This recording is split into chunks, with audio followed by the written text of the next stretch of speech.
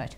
So Prem Gandhi గారు, కేంద్రం ఇవాళ ఓట్ ఆన్ అకౌంట్ బడ్జెట్ ప్రవేశపెట్టింది. ఇంకో 2 నెలల్లో ఎలక్షన్లు వస్తాయి కాబట్టి ప్రస్తుతం ఓట్ ఆన్ అకౌంట్ బడ్జెట్ని ప్రవేశపెట్టింది కాబట్టి ఈ బడ్జెట్లో కేంద్రము ముఖ్యంగా తెలుగు రాష్ట్రాలకు ఏమిచ్చిందనే దాని మీద ప్రధానంగా చర్చ జరుగుతున్న పరిస్థితుల్లో ప్రతిసారి ఇదే జరుగుతుంది. కేంద్ర బడ్జెట్ ప్రవేశపెట్టడం, విపక్షాలు వాటిని విమర్శించడము, మన రాష్ట్రానికి ఏమి ఇవ్వలేదు అని చెప్పడము, ఇవన్నీ కూడా సహజంగానే జరుగుతుంటాయి. బట్ ఈసారి బడ్జెట్ మీద కూడా అదే జరుగుతుంది. నిజంగానే కేంద్ర ప్రభుత్వం అసలు ఏమి ఇవ్వలేదు, విభజన హామీలకు సంబంధించి కూడా తెలంగాణకో లేకపోతే అది ఆంధ్రప్రదేశ్కి సంబంధించి కూడా ఎక్కడ ఏమీ మాట్లాడలేదు. ముఖ్యంగా తెలంగాణకు అసలు ఈసారి కూడా అన్యాయం చేసింది అనే విమర్శలు వినిపిస్తున్న పరిస్థితుల్లో ఏంటి ఓవరాల్గా ఈసారి బడ్జెట్ ఎలా ఉంది?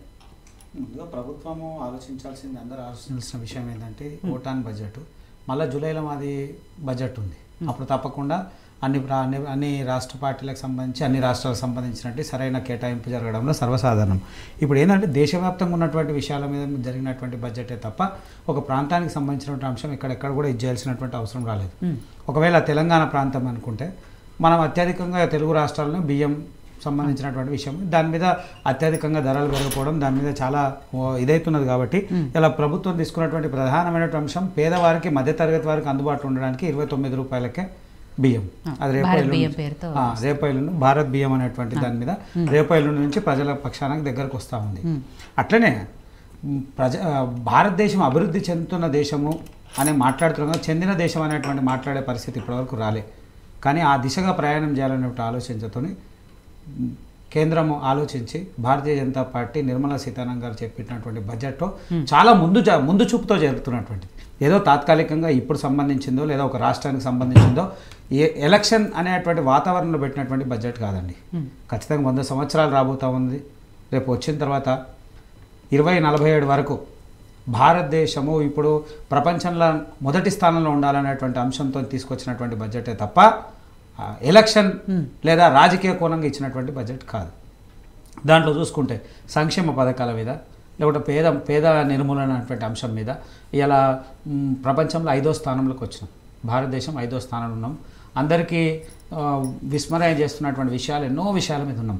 దానికి తోడు ఉన్నటువంటి 9-10 సంవత్సరాల కాలంలో ప్రపంచం మొత్తంలో పెద్ద విపత్తు అయినటువంటి కరోనా సమయంలో కోట్లాది మందికి సరైనటువంటి అవకాశం కల్పిస్తూ వాళ్ళకి వ్యాక్సిన్ ఇవ్వడమే, లేదా భోజన వసతులు ఏర్పాటు చేయడము, లేదా వాళ్ళకి ఉచితంగా సరుకులు ఇవ్వడం, ఇలాంటివి ఎన్నో చేసినటువంటి ప్రభుత్వం ఆలోచన విధానం ఏంటంటే జరిగే 100 సంవత్సరాలు ఎప్పుడైతే 2047కు 100 సంవత్సరాల్లో భారతదేశం యొక్క రూపురేఖలు మార్చి ప్రపంచంలో మొదటి స్థానంలో ఉన్నటువంటి అంశంతో ఇచ్చినటువంటి బడ్జెటే తప్ప ప్రాంతీయ భేదము లేదా తెలంగాణ ఆంధ్ర అనేటువంటి అంశం లేకుండా ప్రజల సంక్షేమము, పేదవారి సంక్షేమం గురించి ఆలోచించినటువంటి బడ్జెట్. దాంట్లో ముద్రా లోన్కు సంబంధించిన అంశమే కానీ, లేదా మహిళల సంక్షేమం సంబంధించిన, లేదా రైతుల సబ్సిడీ సంబంధించినటువంటి అంశమే కానీ, ఇవన్నీ అంశాలు పొందుపరచడం జరిగింది. ఒక ప్రాంతీయంగా సంబంధించినటువంటి బడ్జెట్ ఎక్కడ కూడా ప్రవేశపెట్టినట్టు దాఖలాలు లేవు.